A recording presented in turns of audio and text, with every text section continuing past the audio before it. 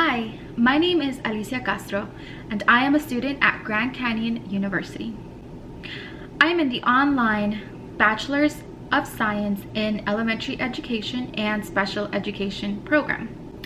This week, we learned about professional dispositions. In this video, I will be talking to you about some dispositions that I possess that will help me become a successful teacher, some dispositions that I need to work on, and finally, some of the qualities that professional educators should display. So sit back, grab a snack, and enjoy this video. After reviewing the professional dispositions document found in the GCU website, I realized that I already possess many of these dispositions listed.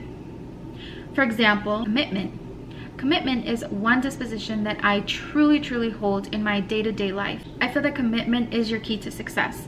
And reason why I say that is because if you're not committed to what you're doing, then your work is really not gonna be beneficial to the students who are receiving this. If you already have a schedule and you have certain activities planned for certain times of the day or certain days of the week, and let's say that because of whatever reason you decide that, oh whatever, I'm just gonna wing it and do whatever I need to do, then your students are going to suffer in the long run. So definitely commitment is number one on my list. My number two is fairness. I portray fairness in a way that if I see that a group of students isn't catching along with the other group of students, then I need to figure something out and meet in the middle where both groups of students are going to be able to achieve their goals.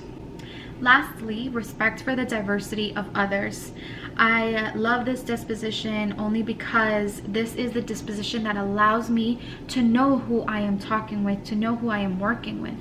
Being able to find out things about a person's background or a person's beliefs, and being able to take all of that information and create an activity in where we all get to learn a little bit about each other is a great step into succeeding as a first-year teacher. Why do I say that? Because we have the chance to actually get to know each other and make those relationships, make that strong bondage between the students and the teacher. It'll make the classroom flow easier.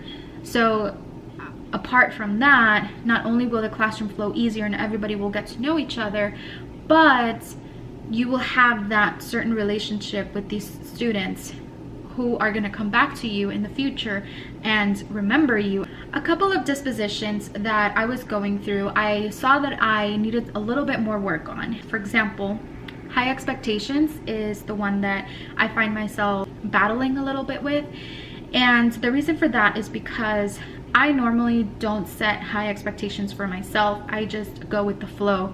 And I know that is horrible. That is a horrible thing to do because you just never know what's gonna happen or when it's gonna happen.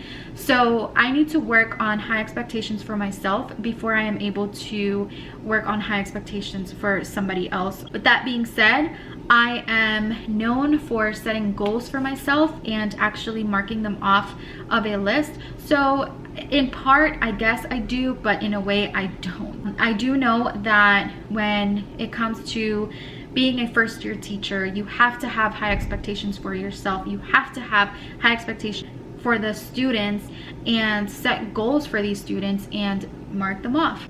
Another disposition goes under the category of professionalism. Now, wait a minute. I'm not saying I'm not professional. I am professional. In the fact that I dress accordingly to the environment that I'm going to be in. I'm also very respectful when it comes to speaking to the student and when it comes to speaking to parents or the staff that I'm working with. But the one thing that I do need to work on is punctuality, and that is something that I've always battled with. I have gotten a little bit better only because I have my baby and I have to get her to her doctor's appointments in time. If not, I lose the appointments. But practicing punctuality with my baby has definitely helped me in that branch of professionalism. Some of the qualities that a professional educator should display in his or her classroom are being clear when explaining something. So what do I mean by being clear? Being clear means that you have to know how to explain one thing in 3 different forms. Some students are visual learners, some students are audio learners, and some students are hands-on learners. So with that being said, there are multiple ways of explaining one subject to different groups of students, and you have to make sure that whatever you are saying is being projected to them in a way that they will understand it. If you have to talk slower, if you have to actually show them, if you have to like explain it in a different way. So that's what I mean by explaining things in a clear form.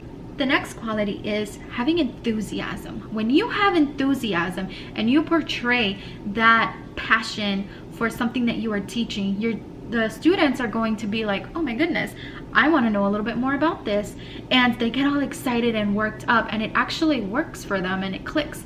So having enthusiasm when you're teaching a subject or when you're teaching an entire class is definitely a quality that a teacher should display for his class. Finally, organization. When a teacher is organized, you know right off the bat that their teaching year is going to be a success. And what do I mean by being organized? Well, one, having a schedule and following that schedule. Two, having their lesson plans at hand and ready to go. Always having a plan B ready to go in case life comes in the way. Along with that comes being on time and dressing professionally and being clear when explaining things to your students. With all of these dispositions put together, once I work on the ones that I need to work on and keep excelling in the ones that I already possess, I know that my first year as a teacher is going to be a success. I hope I covered everything that was required of this assignment.